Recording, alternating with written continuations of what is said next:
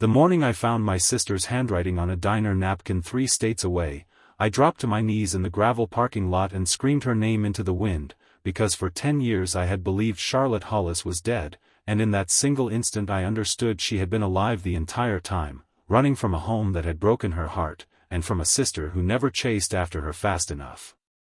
If you believe in kindness, in forgiveness, in the quiet stubborn hope that love can survive even the longest silence, I want to ask you before we go any further into this story to like this video, to leave a comment, to share it with someone who might need it today, and to subscribe to our channel, because stories like this one are the reason our community gathers here, and because somewhere out there, someone watching this needs to know that second chances are real. My name is Margaret Hollis, though everyone who has ever loved me calls me Maggie, and for most of my life I was the responsible one. I was the daughter who stayed. I was the sister who set the table, who paid the bills after our father passed, who wiped down the kitchen counters at midnight because our mother was too tired and our younger sister Charlotte was too young to understand why grief makes a house feel like a stranger. Charlotte was 7 years younger than me, born when our parents still believed the world was gentle, and by the time she was 17, she had grown into a girl with our father's stubborn jaw and our mother's restless eyes, the kind of restlessness that made her stare out car windows like she was already somewhere else. Our father, Walter Hollis, died on a Tuesday in October, on an ordinary sunlit afternoon that gave no warning of what it would take from us. He had a heart that gave out while he was raking leaves in the backyard of the house on Larkspur Lane, the house where Charlotte and I had learned to ride bicycles, where our mother had hung wind chimes from the porch that still rang on quiet days. I was 24 then, newly married, living 20 minutes away, and Charlotte was 17, a junior in high school with a boyfriend our mother didn't approve of and a temper that flared like a struck match whenever anyone tried to tell her what to do. Losing our father broke something in all three of us, but it broke Charlotte in a way none of us fully understood until it was too late. Our mother, Vivian, withdrew into herself the way some people do after tragedy, not through cruelty but through a kind of drowning she couldn't articulate. She stopped cooking.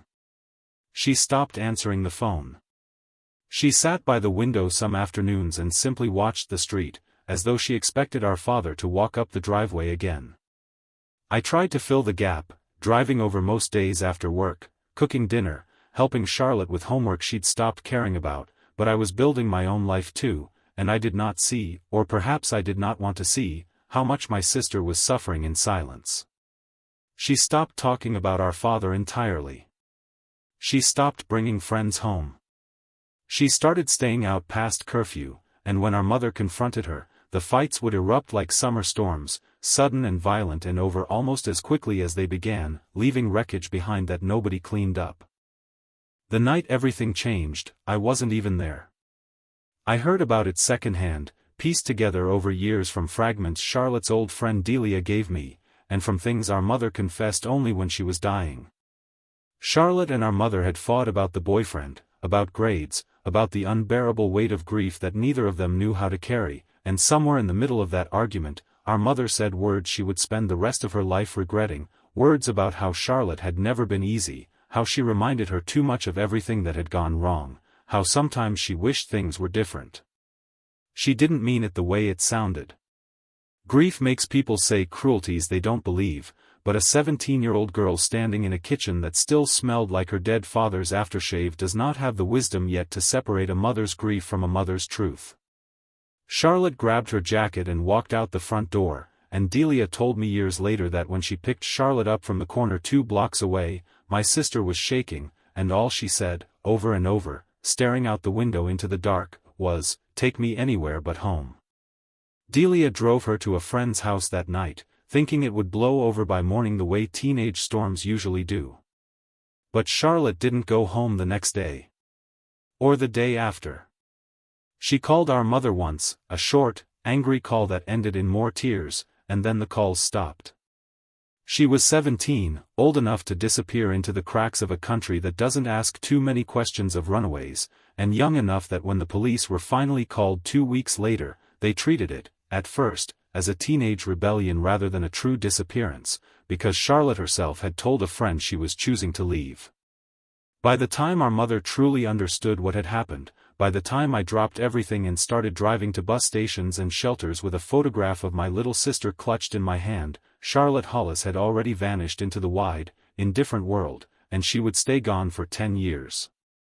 I want to pause here and say something honestly, because I think it matters for anyone in our community who has ever lost someone to distance rather than death. The not knowing is its own particular kind of grief. When someone dies, there is a shape to the sorrow. There is a funeral, a stone, a date you can return to every year and say, "This is when I lost you." But when someone simply disappears, the grief has no edges. It grows into every open space of your life. I searched for Charlotte for 2 years with something like desperation, printing flyers, driving to cities where she might have gone, filing reports with police departments who treated our case as low priority because Charlotte had left of her own will and had reached the edge of legal adulthood by the time anyone took it seriously. I hired a private investigator I could barely afford, a quiet, patient man named Roland Ptiki who spent 18 months chasing false leads across 3 states before telling me, with genuine sorrow in his voice, that some people who leave don't want to be found, and that continuing to search might be doing more harm to my own life than good. I did not stop loving my sister. I want to be clear about that, because it would be easy for you to think that after 10 years, I simply let her go, the way you let go of a photograph that's faded past recognition. I never let go.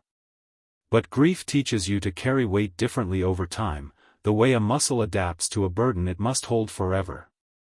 I got married, and then, 3 years later, I got divorced, because my husband could not understand why I spent every anniversary of Charlotte's disappearance sitting alone in her old bedroom, which our mother had never touched, not one poster removed, not one drawer emptied.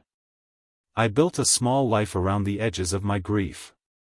I became a nurse, working in the pediatric ward of a hospital in our town, because something in me needed to protect children the way I had failed to protect my sister.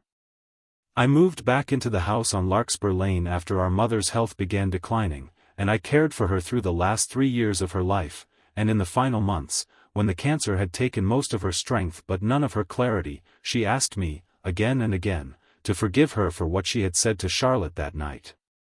I told her I forgave her, and I meant it, because by then I understood that grief does not excuse cruelty, but it explains it, and my mother had spent a decade punishing herself far more thoroughly than any of us ever could. She died on a bright April morning, sunlight pouring through the same window where she used to watch the street for a husband who would never come home again, and her last words, barely a whisper, were Charlotte's name.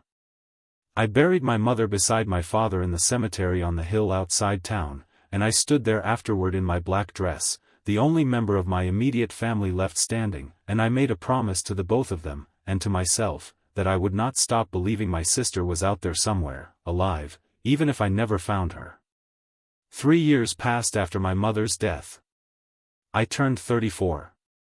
I sold the house on Larkspur Lane, unable to bear its silence any longer, and moved into a small apartment closer to the hospital.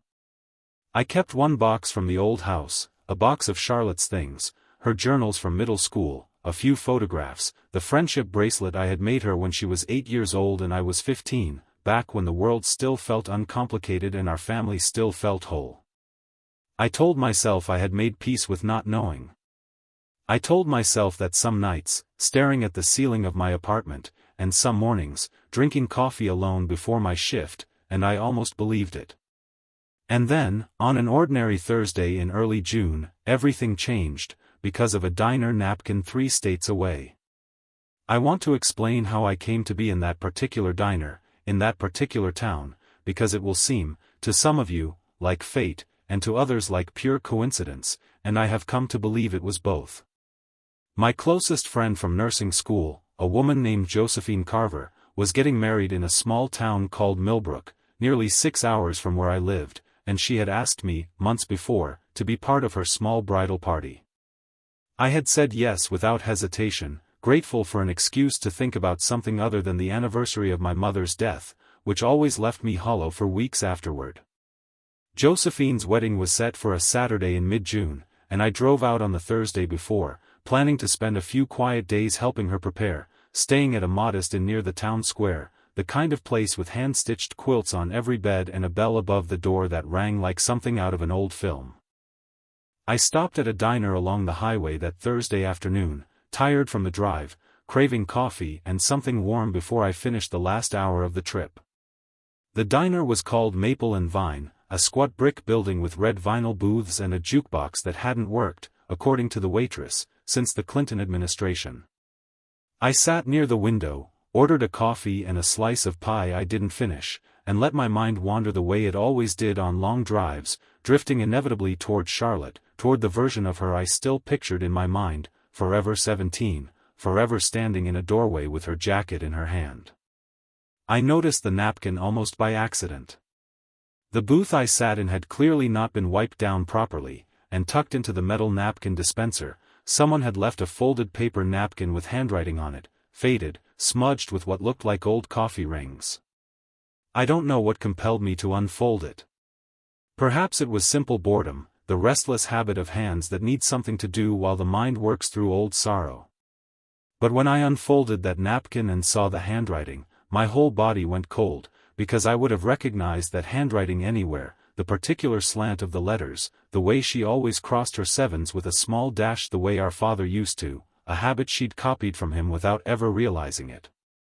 The napkin held only a few words, a grocery list of sorts, mundane things, eggs and coffee filters and a reminder to call someone named Ruth about a shift change, and at the very bottom, almost as an afterthought, a small doodle of a sunflower, the same doodle Charlotte used to draw in the margins of her school notebooks when we were children, the same doodle she had once tattooed, small and private, on the inside of her wrist when she turned 16, a rebellion our mother never fully forgave.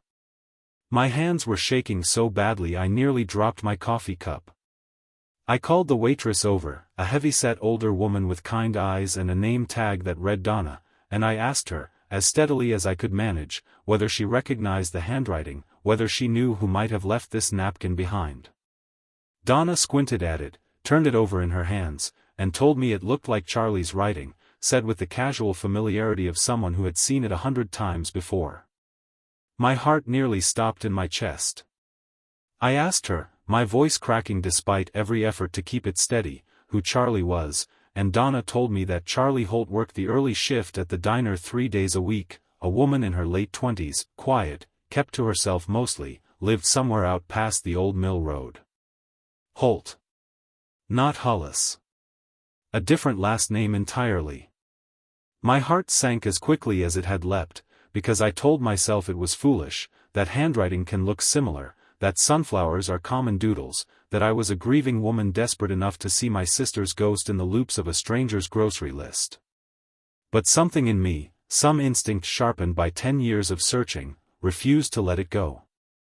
I asked Donna when Charlie would next be working, and she told me tomorrow morning, the early shift, starting at 6. I did not sleep that night. I lay awake in my room at the inn, staring at the ceiling, running through every possible outcome, preparing myself for disappointment because I had been disappointed so many times before, false leads that Roland Tiki had chased down over the years, women who resembled Charlotte from a distance and turned out to be strangers when I got close enough to see their faces clearly. I told myself not to hope. I told myself hope was a luxury I could no longer afford after a decade of heartbreak. And yet I set my alarm for 5 in the morning, and I drove back to that diner in the pale gray light before sunrise, my hands trembling on the steering wheel the entire way. I arrived at Maple and Vine at 5:45 in the morning. The sky was just beginning to lighten at the edges, that particular blue-gray of early summer dawn when the world feels suspended between night and day, holding its breath. I sat in my car in the parking lot for nearly 15 minutes, unable to make myself go inside, terrified of what I might find, and equally terrified of what I might not find. Finally, I forced myself out of the car, my legs unsteady beneath me, and I walked through the door, the little bell above it announcing my arrival with a cheerful chime that felt entirely at odds with the storm inside my chest. The diner was mostly empty at that hour, just a couple of truckers hunched over coffee at the counter and an elderly man reading a folded newspaper in the corner booth. And then I saw her, behind the counter, tying an apron around her waist, her back to me, her hair pulled into a loose knot the color of autumn wheat, and even though I could not see her face, something in the set of her shoulders, something in the particular way she stood with her weight shifted onto one hip, struck me with such force that I had to grip the edge of the nearest booth to keep from sinking to the floor.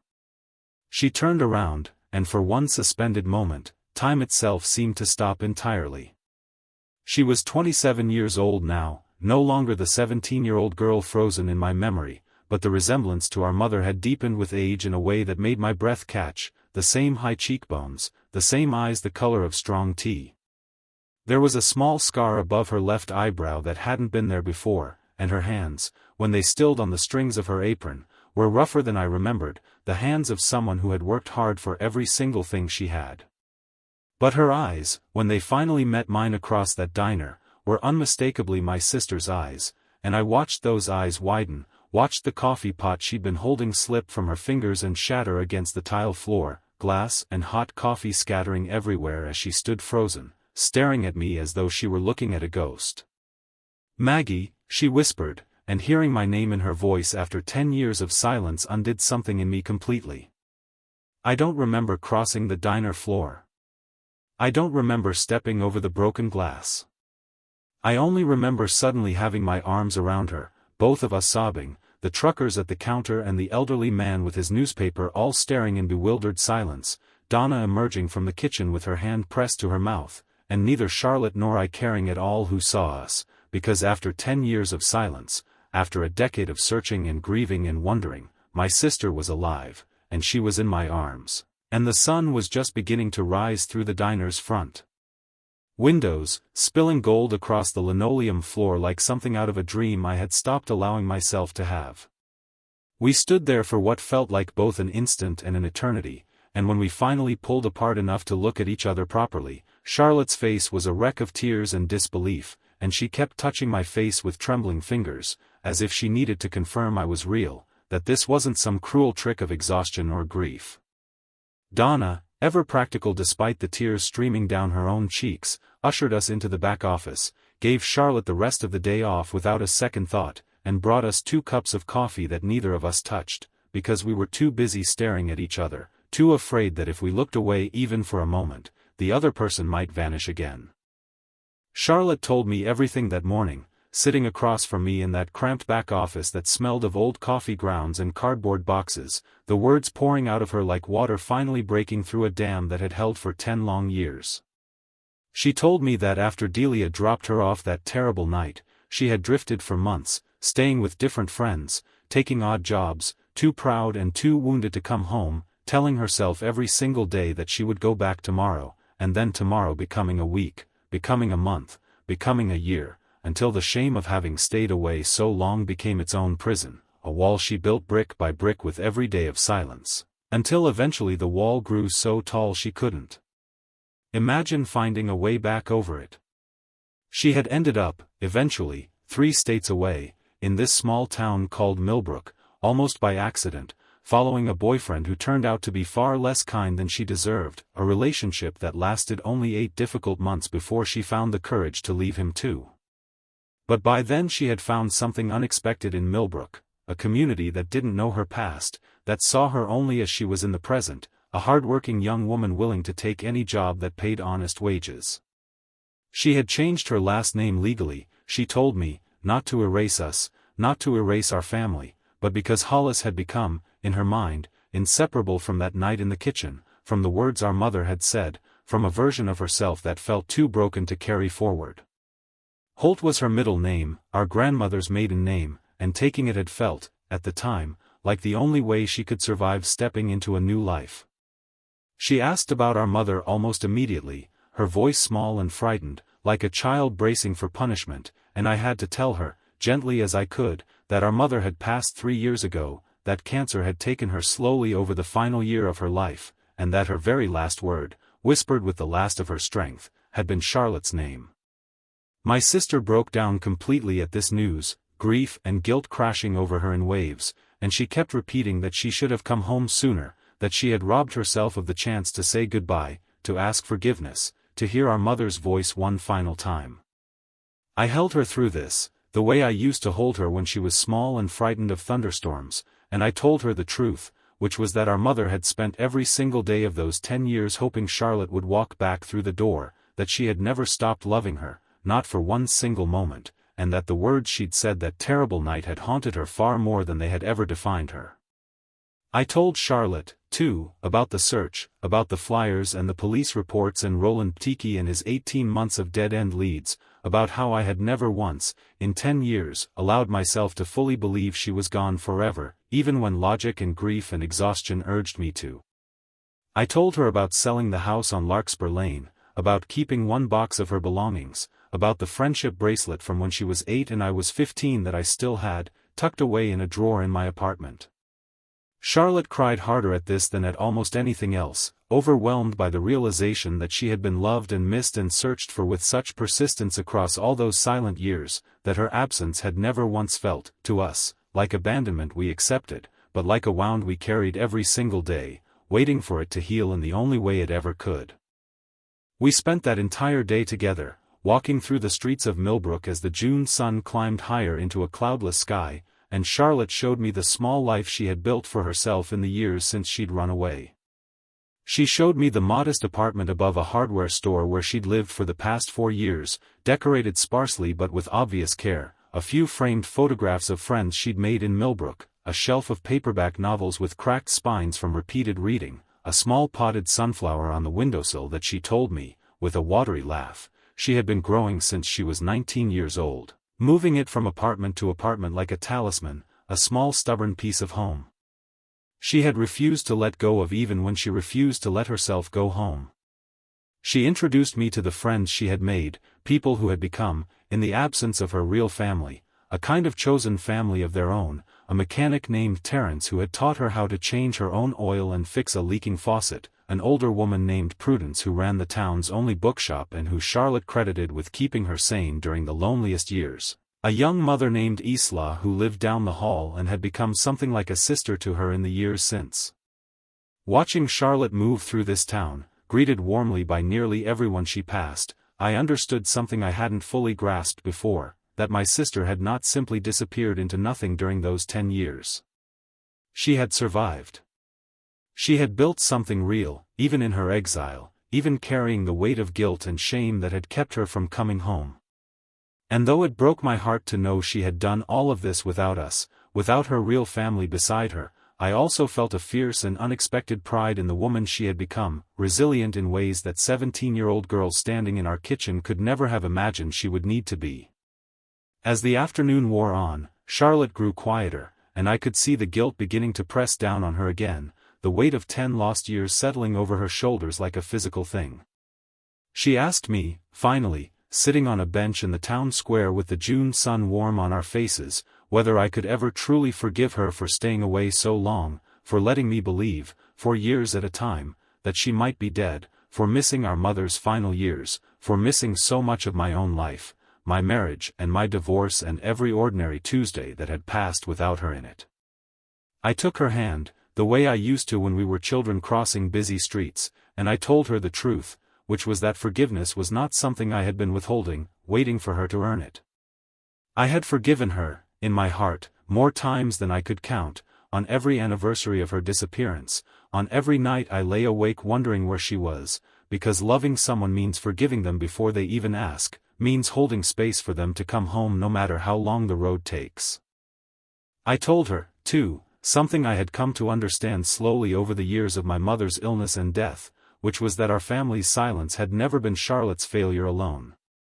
Our mother had said cruel words in a moment of unbearable grief, and I, in my own way, had failed Charlotte too, had been so consumed by playing the role of responsible eldest daughter that I had not seen how deeply my 17-year-old sister was suffering until it was too late to stop her from running. We had all, in our different ways, contributed to the fracture that sent her out that door, and healing it now could not be about assigning blame, but about choosing, together, to build something new from the wreckage. Charlotte wept at this, and then, for the first time that day, she laughed too, a small watery laugh, and she said that I still sounded exactly like the responsible older sister who used to make her finish her vegetables before dessert, and something about that small, ordinary joke, delivered with such familiar affection, made the 10 years between us feel, for just a moment, like they had never happened at all. We talked, too, about our father, about the raking of leaves on that October afternoon, about how neither of us had ever really finished grieving him because his death had triggered a chain of events that buried our grief for him beneath layers of newer, sharper pain. Charlotte told me she still remembered the sound of his laugh, deep and sudden, the way he used to sneak up behind our mother in the kitchen and startle her into giggles, and I told her I still remembered the smell of his aftershave, how I had caught a hint of it once in a crowded grocery store years ago and had to leave my cart in the middle of the aisle because I couldn't stop crying. We sat there on that bench for a long while, two sisters finally grieving their father together after a decade of grieving him apart, and something about sharing that old sorrow felt like the first true step toward healing the newer one. As the afternoon light began to soften toward evening, though the sun had not yet begun to set, Charlotte asked me the question I think she had been building toward all day, her voice small and uncertain in a way that broke my heart all over again, whether I thought it was too late for her to come home, not to the house on Larkspur Lane, which no longer existed for us, but to our family, to whatever remained of it, to a life where she wasn't Charlie Holt hiding from her past but Charlotte Hollis, finally at peace with who she had been and who she had become. I told her, without a single moment of hesitation, that it was never too late, that family is not a door that locks behind you the moment you walk through it, that it remains open, waiting, no matter how many years pass, as long as there is love on the other side of it. And there had always, I told her, always been love on the other side of that door. I stayed in Millbrook longer than I had originally planned, missing part of the rehearsal dinner for Josephine's wedding, though Josephine, when I explained why, through tears over the phone, told me that finding my sister after 10 years was infinitely more important than any wedding, and that she would save me a slice of cake.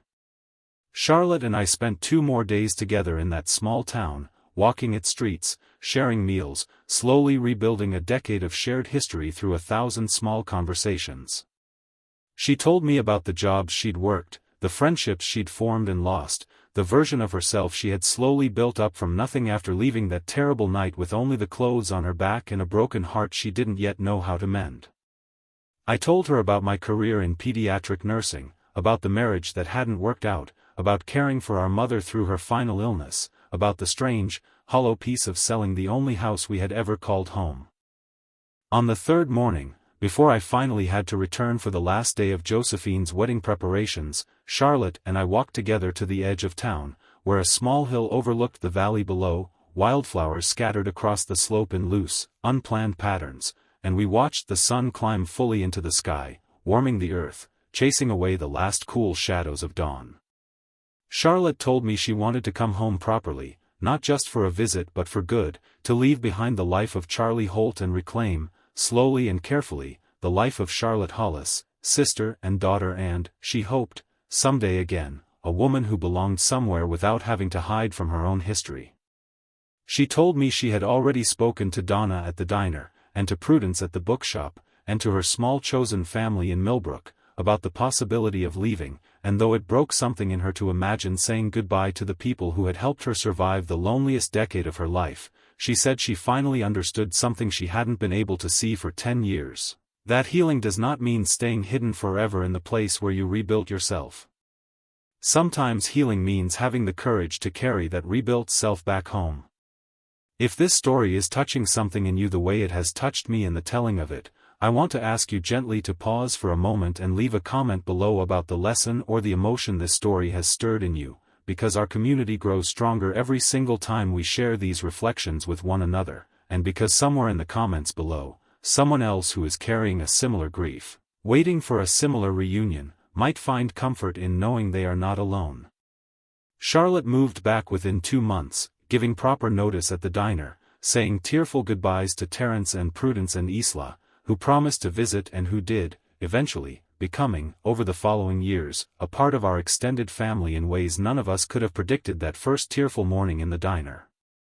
She moved into my apartment at first, sleeping on a pull-out couch while we searched together for a place of her own, and in those early weeks, we talked more than we had talked in the entirety of our childhood together, staying up late into ordinary evenings, filling in the gaps of 10 missing years with stories, with old photographs, with the box of her belongings I had kept, Journals and friendship bracelets and photographs of a childhood that had once felt irretrievably lost. The reunion was not without its difficulties, because 10 years of separation cannot be healed in a matter of weeks, no matter how much love exists on either side of it. Charlotte struggled, in those early months, with guilt that surfaced unexpectedly, in the middle of dinners, during quiet drives, guilt over the years she had missed, over our mother's death, over the small ordinary griefs of a family that had continued living its life without her in it. I struggled, too, with an anger I hadn't fully realized I was carrying, an anger that surfaced in small moments, sharp words over minor disagreements that were really about 10 years of unexpressed hurt finally finding an outlet. We fought, more than once, in those early months, real arguments with raised voices and slammed doors, because reunion, I learned, is not simply the joyful ending it appears to be in the moment of embrace.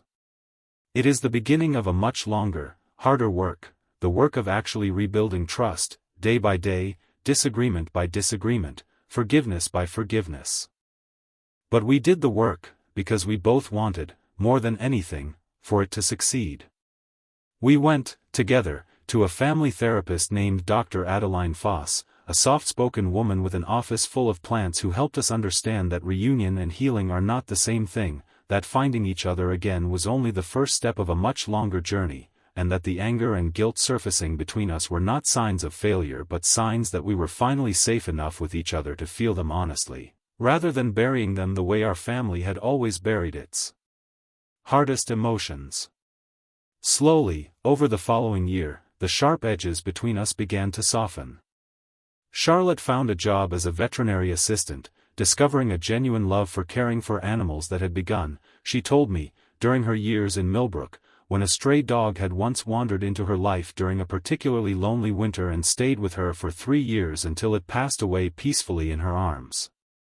She found her own small apartment eventually, just a few blocks from mine, close enough that we could have dinner together most Sundays, a tradition we built slowly and deliberately, determined never again to let silence stretch too long between us. We visited our parents' graves together for the first time on what would have been our mother's birthday, nearly a year after that morning in the diner. Charlotte knelt in the grass beside our mother's headstone for a long time, her fingers tracing the letters of her name carved into the granite, and she spoke to her, quietly, apologizing for the years of silence, forgiving her, in turn, for the words spoken in grief a decade before, telling her about the life she had built and the life she hoped to build now, finally, at home. I stood beside her, my hand resting on her shoulder, the June sun warm on our backs, and I felt, for the first time since our father's death 15 years before, something like true peace settle over our small remaining family, broken and rebuilt and broken again and rebuilt once more, but never, in the end, truly lost. 2 years have passed now since that morning in the diner, since the coffee pot shattering against the tile floor, since my sister's voice whispering my name across a decade of silence. Charlotte and I have built something neither of us ever dared hope for during those 10 lost years, an ordinary life together, full of Sunday dinners and inside jokes rebuilt slowly from scratch, full of small arguments that no longer feel like threats to our reunion but simply the ordinary friction of 2 sisters who love each other enough to be honest.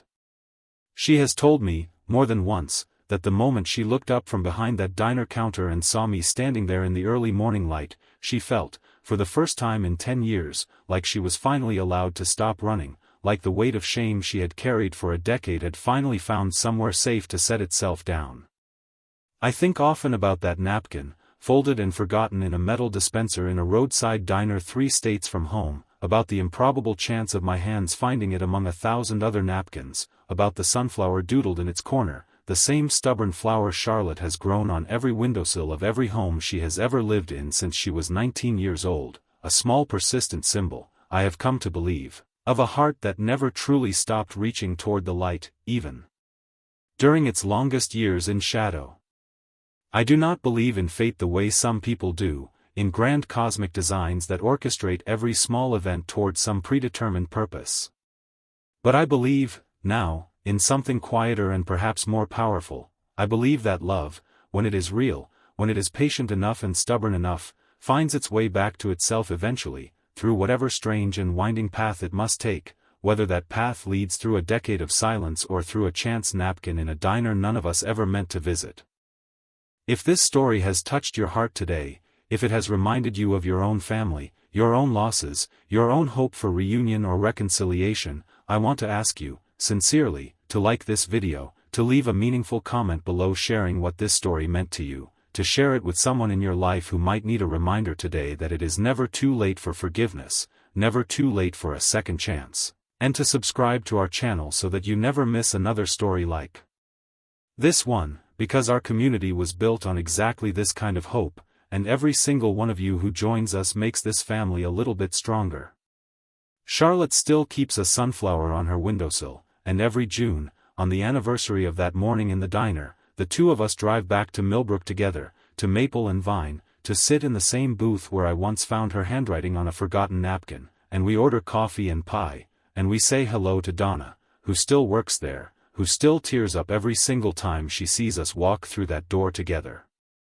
We do not talk, on those visits, about the 10 years we lost, not anymore, because we have said everything there is to say about that particular grief, and have chosen, instead, to talk about the years we still have ahead of us. Charlotte is engaged now, to a kind, steady man named Sebastian Hargrove who runs the veterinary clinic where she works, and she has asked me to be her maid of honor at their wedding this coming autumn, a request that made me weep for an entirely different reason than any of the grief that had defined so much of the decade before.